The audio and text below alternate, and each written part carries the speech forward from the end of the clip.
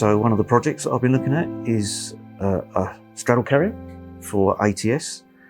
The project involves a dual fuel system for the vehicle, and what that means is that we maintain the diesel engine and then gradually introduce hydrogen into the induction system.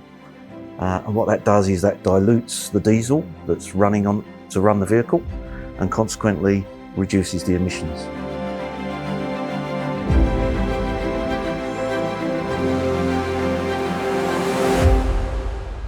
So for me, the interesting part about this particular project was that as an ex-engine designer, it was really good to see the diesel emissions being reduced. The hydrogen dilution process is something that's really innovative and clearly addresses a very deep concern of global warming around the planet. Reducing those emissions is the right thing to do at the right time. The hydrogen installation that we've put in place is very, very focused on safety. The tanks themselves are mounted on the upper legs, as you'll be able to see, I'm sure, in close-up later, and they're shielded to prevent minor collisions from puncturing or getting through to the hydrogen equipment. And our focus has been very clearly on the safety and the crash dynamics of the tank installation.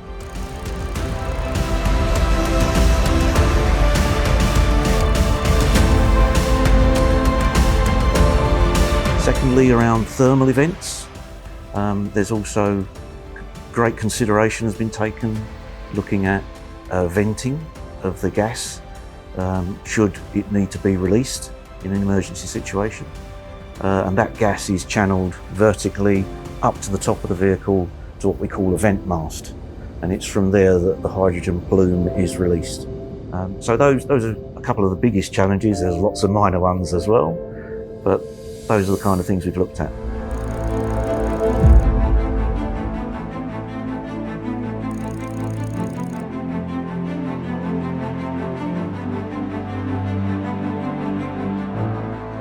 We gaan hier vandaag voor het eerst de straddle carrier ombouwen naar waterstof. Dus we gaan waterstof toevoegen aan de verbrandingsmotor en daardoor gaan we heel wat minder diesel hoeven te verbruiken en dus ook onze uitstoot een stuk reduceren. Het is een uniek project wat het de eerste keer is dat we het doen en als we het op grote schaal uitrollen dan zijn we daarmee in staat om onze emissietarget te halen, 50% reductie van onze totale uitstoot. Right, as you can see, we've already installed one of the modules. The second one's going up now. It's pretty promising. Yeah, hopefully by the end of the day we'll have the third one on top and then we move on to the second leg tomorrow. Zoals het er nu naar uitziet, we zitten nog op schema. Het gaat een tweetal weken duren voordat we effectief alles in elkaar hebben. En dan kunnen we beginnen met de machine te testen en operationeel te kunnen gebruiken.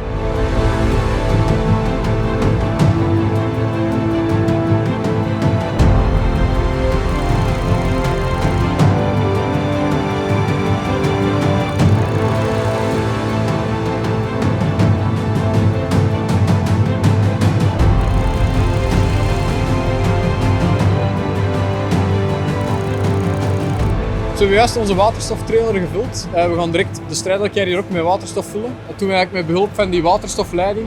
We gaan die dan aankoppelen aan onze waterstoftrailer, de koppeling maken met de straddle carrier en we kunnen hem vol tanken.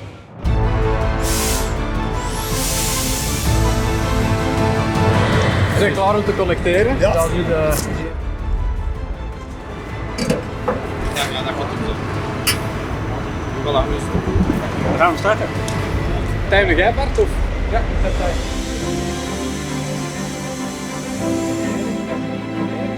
Dus ja, goed, nu de eerste keer gevuld.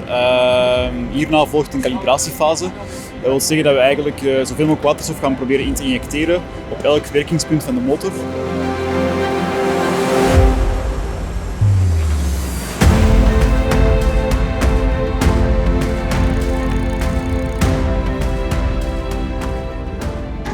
Good afternoon. Thank you all for joining us here today at PSA Nordzee Terminal for this momentous occasion. The official launch of our hydrogen dual fuel straddle carrier, which we are proud to say is a world first. This is today just the starting point. We believe that ports will become hotspots for these clean fuels.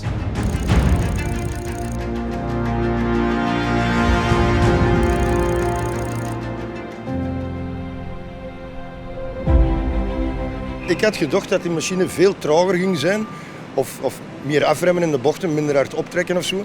Maar het blijkt dat het gewoon hetzelfde werkt als diesel, maar veel beter voor het milieu. We zijn nu een kleine maand aan het rijden met de machine. De machine rijdt hetzelfde als een gewone dieselmachine. Maar we zijn nog meer data aan het verzamelen eigenlijk om finale conclusies te kunnen vastleggen. Maar de preliminaire conclusies die we nu al hebben, die gebruiken we in de ontwerpfase van onze tweede versie. We zijn zeer tevreden van het huidige prototype. Deze machine is ook een eerste generatie. We zijn momenteel met de fabrikant ook begonnen aan een tweede generatie, waar de resultaten veel beter verwerkt zitten en dat we op lange termijn veel meer emissiebesparing kunnen gaan halen en het geïntegreerd zit in de machine.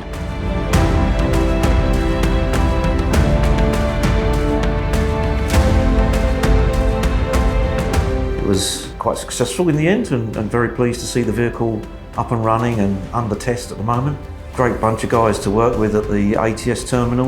I'm very pleased with the design as it evolved into maturity and into production. And yeah, that moment when it came along the quayside with all the other straddle carriers bibbing their hooters, it was quite emotional. So it was great. Really enjoyed it. Ik vind het fantastisch dat ik daaraan heb mogen meewerken en vooral de info van CMB dat ik gekregen heb, hoe dat allemaal werkt, die hebben dat ook duidelijk laten zien, hoe en wat.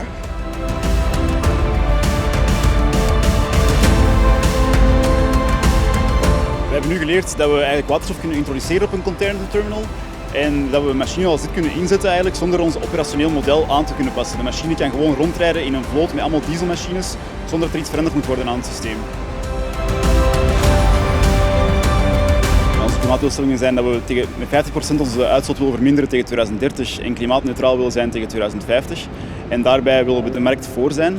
We investeren samen met CMB.TECH om een machine te kunnen ombouwen in plaats van te wachten op de markt. En we hopen dat we hiermee een voorbeeld kunnen zijn voor andere containerterminals.